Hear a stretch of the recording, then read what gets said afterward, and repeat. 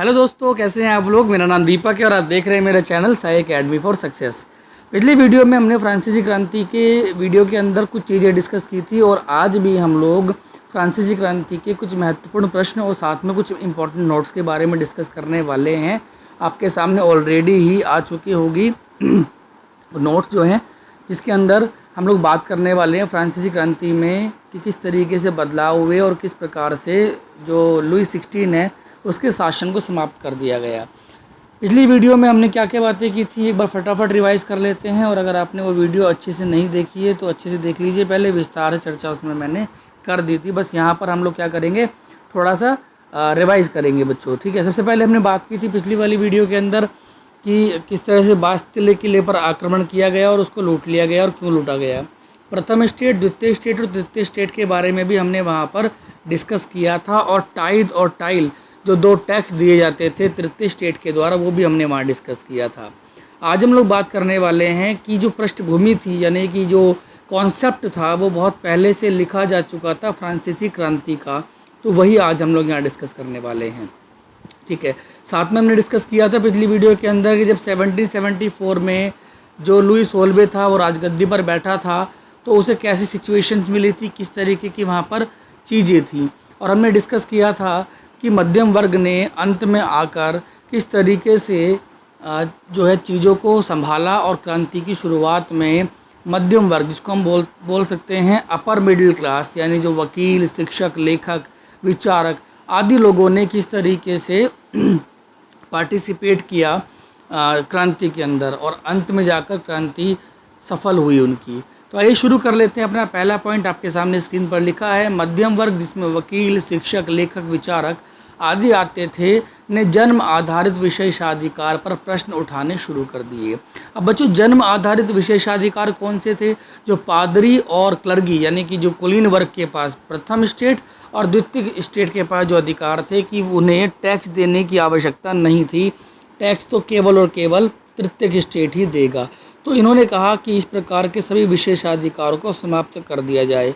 यहाँ पर तीन नाम मैं आपसे डिस्कस करूँगा, जो जॉक रूसो, ठीक है। इन तीनों नामों की अगर बात करें कि इन्होंने बहुत अहम भूमिका निभाई फ्रांसीसी क्रांति में, क्योंकि इन्होंने अपनी बुक लिखी थी और उन बुक्स को पढ़कर चेतना जागृत हुई लोगों के अंदर।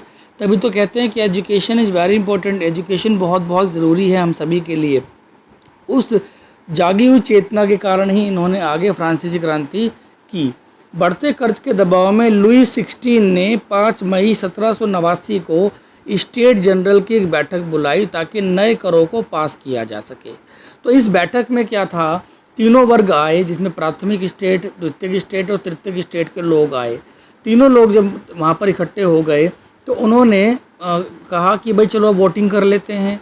वोटिंग में सभी को प्रत्येक स्टेट को एक एक वोट का अधिकार था, लेकिन वहाँ पर खड़े लोगों ने, जो तृतीय स्टेट के लोग थे, खास तौर पर उन्होंने इस बात को स्वीकार नहीं किया। उन्होंने कहा कि अब एक व्यक्ति एक वोट के आधार पर निर्णय होना चाहिए, ना कि एक स्टेट एक वोट के आधार पर। और जाहिर सी बात थी, क्लर्गी को, यानी जो प्रथम स्टेट है, द्वितीय स्टेट है, और राजा को ये बात भली भांति मालूम थी कि अगर एक व्यक्ति एक वोट के आधार पर वोटिंग कराई गई तो प्रथम स्टेट और द्वितीय स्टेट का हारना तय है, क्योंकि तृतीय स्टेट में सबसे ज़्यादा लोग शामिल थे। इसलिए उन्होंने इस बात को स्वीकार नहीं किया।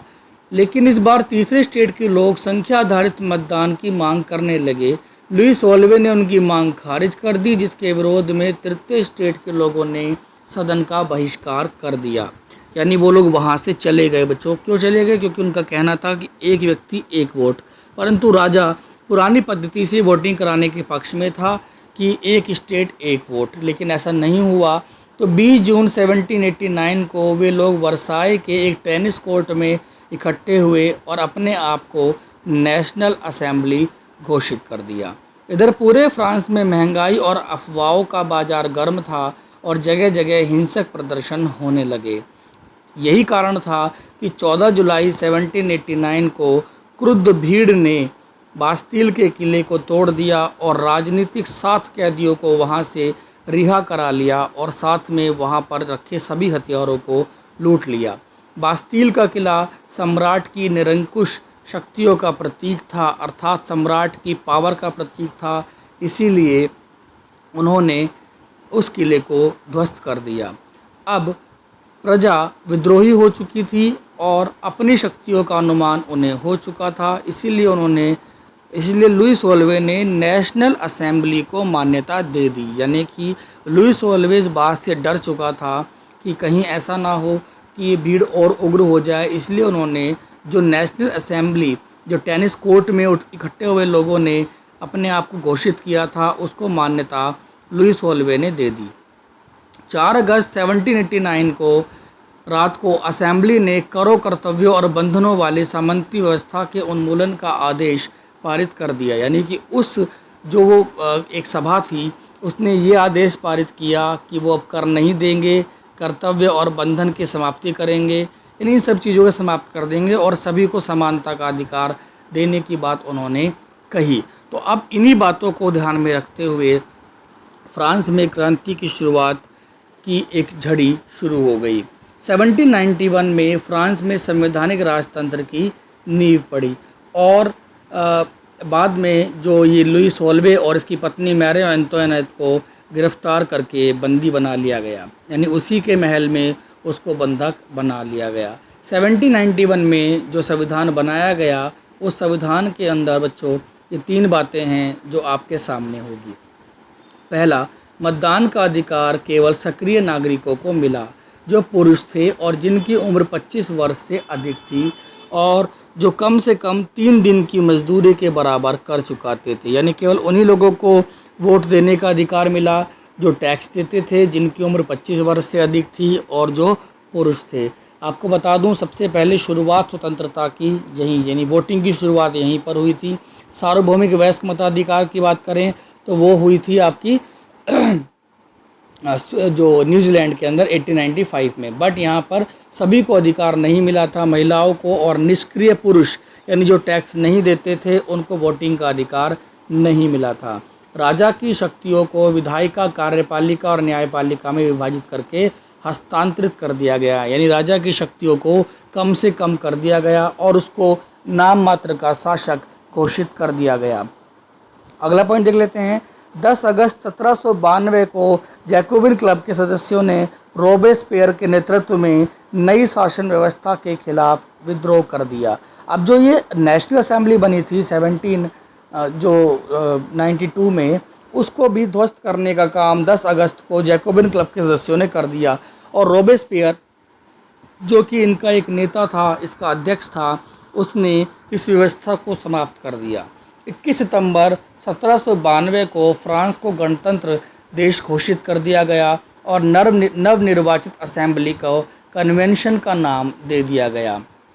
यहाँ पर एक क्वेश्चन बन जाता है बच्चों, जैकोबिन क्लब के नाम से आप फोटो साइड में देख पा रहे होंगे। जैकोबिन क्लब के सदस्य कैसे थे और किस तरह के वो कपड़े पहना करते थे? पूरी पैंट पहना करते थे वो, जो कि एक तरह से खिलाफ थी, आधे जो घुटनों तक पैंट पहनने वाले लोगों के खिलाफ वो एक ड्रेस थी। और इसके जो राज को आतंक का राज भी कहा जाता है। इसके बाद मैं आपसे कुछ इंपॉर्टेंट क्वेश्चन डिस्कस करूंगा और साथ में 1 मार्क्स से क्वेश्चन डिस्कस करूंगा, इससे बाहर आने वाला नहीं है। तो आप बहुत ध्यान से कहानी सुनते रहिए।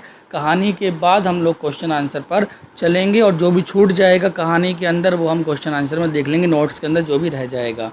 आपको बस केवल इतना करना है, इस चैनल को सब्सक्राइब करके बेल आइकन को दबा देना है, ताकि आगे भी आपको सारी वीडियोज़ न केवल SST की बल्कि साइंस, मैथ और जो है बाकी सब्जेक्ट की वीडियो भी आपको मिलती रहेंगी। आइए बच्चों आगे देख लेते हैं। 21 जनवरी 1793 को लुई 16 को फ्रांस के खिलाफ साजिश रचने के आरोप में फांसी दे दी गई। इसकी कहानी भी ऐसी थी, ऑस्ट्रिया ने ये प्लान बनाया कि वो जो फ्रांस का जो शासक है लुईस वोल्वे, उसको बचाने के लिए उन्होंने प्लान बनाया। तो इन्होंने क्या किया, पहले ही इसको फांसी दे दी ताकि इसको बचाया ना जा सके।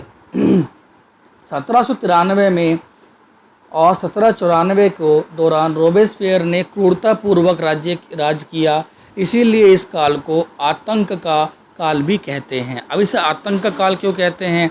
एक्चुअल में क्या था, जो जैकोबिन क्लब है यानी रोबेस्पियर का जो संगठन था, उसके जासूस पूरे देश में फैले हुए थे और जो भी व्यक्ति यानी जो भी संस्था या कोई भी व्यक्ति कोई भी नेता अगर रोबेस्पियर और उसकी नीतियों या फिर जैकोबिन क्लब की नीतियों की आलोचना करते थे तो उसको गिलोटिन पर चढ़ा दिया जाता था। गिलोटिन एक तरह का फांसी का तख्ता होता था जिस पर सर रखकर व्यक्ति को फांसी दे दी जाती थी। यही कारण था क्योंकि रोबेस्पियर ने हर तरह के विचारों की अभिव्यक्ति पर प्रतिबंध लगा दिया था और जगह जगह अपने जासूस तैनात कर दिए थे, इसीलिए उसके काल को आतंक का काल कहा जाता है। परंतु 1794 में रोबेस्पियर को ही उसी गिलोटिन पर चढ़ा दिया गया था जहां पर उसने लाखों लोगों की हत्या कराई थी। इस तरह से रोबेस्पियर का अंत हुआ। बच्चों, वन बाय वन हमने पढ़ा। पहले राजा का शासन था, फिर असेंबली का शासन था और उसके बाद जैकोबिन क्लब यानी रोबेस्पियर का शासन था। आई होप आपको वीडियो पसंद आ रही होगी। ठीक है, तो अगली जो वीडियो जो भी मिलेगी आपको, उसमें हम ना केवल ये चैप्टर फिनिश कर देंगे बल्कि 1 मार्क्स के क्वेश्चन भी आपसे डिस्कस कर लेंगे। अगर आपको ये वीडियो अच्छी लग रही है तो लाइक कर दीजिएगा, अधिक अच्छी लग रही हो तो शेयर कर दीजिएगा और चैनल को सब्सक्राइब करे बिना ना जाइएगा। Thank you so much.